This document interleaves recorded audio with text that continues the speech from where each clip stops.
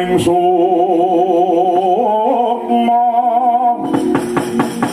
sinukma ya winah ya ing ngasepi sini pentalang ingkalabu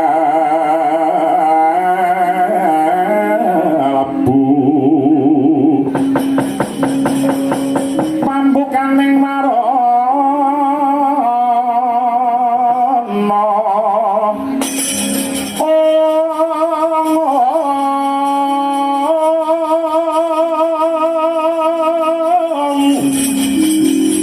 tangan saking layak priyeping ngaluyuh pindha pecating supana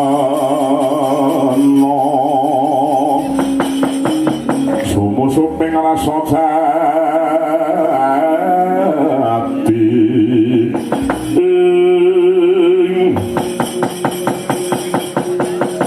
Yayi Wisanggeni kena ngopo aku tok jak ning alas Krendra Wahono kene di Kakang Antasena piye Yayi anane Kakang Antasena ki mau mbak kanthi ning papan kene mesti wae ana perlune la iya perlune ki apa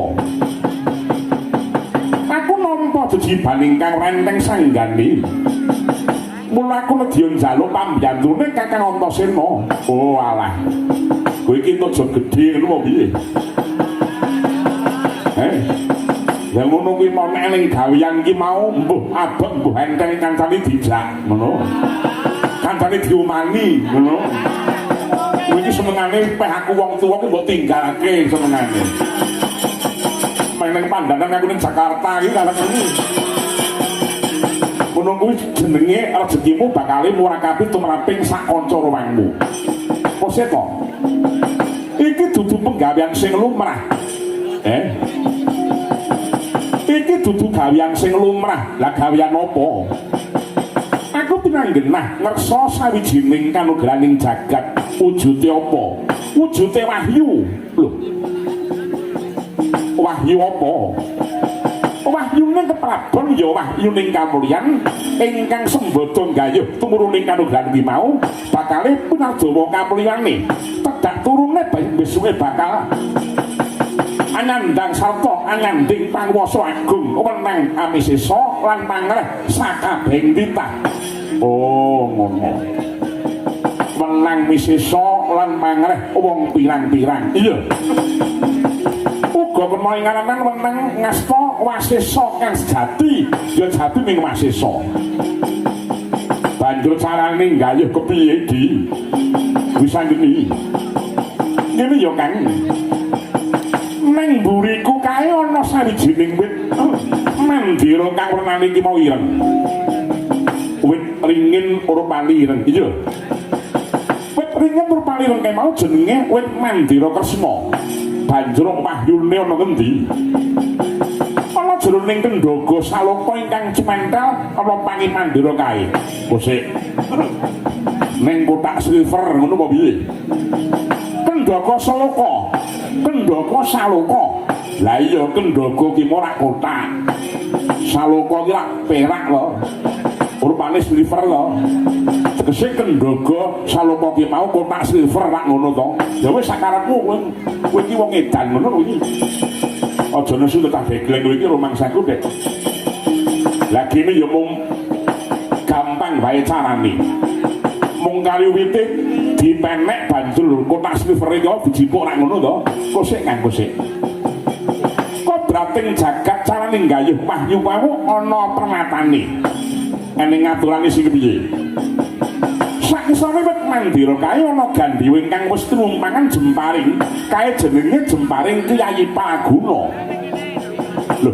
lah gunane kanggo apa jan ingkang sembada nglepasake jemparing Kyai Paguna pener ngenani Kendhaga Selaka Luhuring Mandira Kresna kae ingkang menang anggadhuh wujuding wahyu lah dalah pirang-pirang lakon wahyu Antasena ora tau entuk piye saben-saben ana wahyu Antasena ora tau kebagian mbok menawa dina iki tibaning kabejanku matur nuwun di Wisanggeni yen mengkono rewang-rewang ana andedonga pun kakang kang bakal ambuti mulih bisane nggayuh Wahyu ki mau kosek aja kemrungsung kowe iki apa-apa ki nek kemrungsung ki bakale mengko malah burine iki mau ora apik kawruh ana ya kakang wis anggene tenan genah kersa turuning Wahyu ki mau mula cekak cukupe wis anggene pinaringan ngerti munggo titikane jamu ingkang mengkone bakal nampa Wahyu ki mau titikane piye jamu kang bakal nampa Wahyu ki mau Prabu ki mau mengko titikane ya kuwi pengawak Tirta Guwaya Teja dedeke nglingin sungsang pengawak Tirta kuwi tegese kepiye pengamaning banyu tegese wong kang ngruruh ora gampang mumpap turta tansah lereh lan lereh dedeke nglingin sungsang iki tegese dedeke sedeng kenawur wong dhuwur ora kecendheken nek nuju awur wong cendhek ora kedhuwuren lho la iya sawang to gak ciri-ciri kok kabeh kaya ngono ki mau Kakang Wantasena ki wonge luruh ora gampang mutungan Prabu yo nglingin sungsang. Oh alah nglingin sungsang kok. Saragam semulurane sing sedengi piye kowe iki. Mbok yo ngilo kowe kuwi. Nglingin sungsang kok kaya gentong ya wong turune wae nglingin kowe iku wae. Antasena ki mau pancene nglingin sungsang. Awara wong waras ora ketok edanmu, awara wong edan ora ketok warasmu. Oh nek ngono kuwi senengane gawe cupane wong tuwa kowe iki mau. Ya wis aku ora arep milik wujuding Wahyu iki mau kok di. Lah iya. Aku mau kejibah rumeksa mergo aku wis ngurmangsani yen aku ki dudu kanugrahan pepanjenku. Sarta uga dudu jatahe Kakang Antasena. Banjur apa kang kudu katindake dina iki wis anggene. Aku lan Kakang Antasena mung ngarep-arepi bae ngenteni tekaning jamu ingkang wenang nggaduh pati Prabu iki mau. Yen ana wong sing temeka padha kepengin gayuh Wahyu, aku lan kowe kudu piye? Ditonton bae. Uger nggone gayuh Wahyu ana cara kang bener. Kanthi migunakake jemparing Kyai Paguna ingkang sifatake Mandira Kresna ki mau. Aku lan Kakang Antasena ora perlu cawe-cawe. Nanging yen ana wong kang bakal laku cidra, aku lan Kakang Antasena kudu ngendhakake. Oh ngono. Iya, ya wis. Aku malah karo kowe kok dhewe wis ayo Kakang Antasena. Aku karo kowe padha seminggu kowe dhisik. Iya, ayo di. Kemleng griya mangun mangun. Mangun kang Tuhan lipai.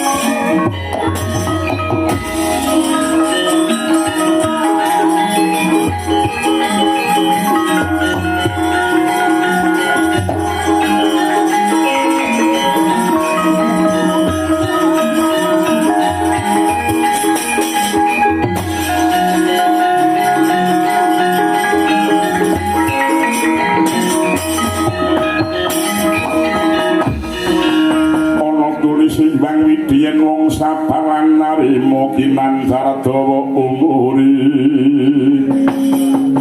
suki Kakang pawong mitra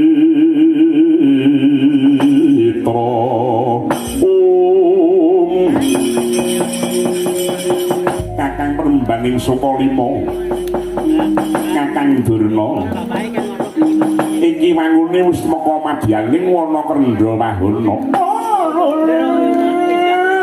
kenas wela kemba mandal menteri kabeh buntut kisah. Kitune ana apa Kakang? Iya bener iki dununging Wahyu kok, Dik. Jebles lawan wangsit ingkang tak tampa pitung dina kang sekumur kok, Dik. Banjur piye carane supaya Wahyu keprabuan mengkone bisa diboyong mring Praja Ngastina Kakang? awit aku lan Kakang Drona ki mau kautus dening Sinuwun Prabu Duryudana nggo kepiye carane kudu bisa mboyong Wahyu yen saka pituduh ingkang tak tampa sapa wae menang mboyong Wahyu syaratnya kudu bisa migunakake walastra piyayi paraguna ingkang napa ning sangisore ringin kae kanggo jemparing Wahyu ingkang winadan sajroning Kendhaga